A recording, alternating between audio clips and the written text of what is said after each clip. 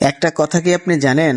চট্টগ্রামের এই জায়গাটিতে বাংলাদেশের অর্থনৈতিক কোটি কোটি ডলার আয় করছে। চলুন দেখে আসি কেপিজেডের গল্প। আমার একটা জিনিস দেখে খুব ভালো লাগলো, যেখানে শতাধিক ফ্যাক্টরি থাকা সত্ত্বেও কেপিজেডের ভিতরে সবুজে ঘেরা গাছপালা। কেপিজেডে প্রবেশ করলে দেখতে পারবেন সুপরিকল্পিত রাস্তা, সারি সারি গাছপালা এবং পরিচ্ছন্ন পরিবেশ। চট্টগ্রামের এক্সপোর্ট প্রসেসিং জোন বা কেপিজেড বাংলাদেশের অন্যতম বৃহত্তম অঞ্চল। এখানে দেশি বিদেশি শতাধিক শিল্প প্রতিষ্ঠান পরিচালিত হয়।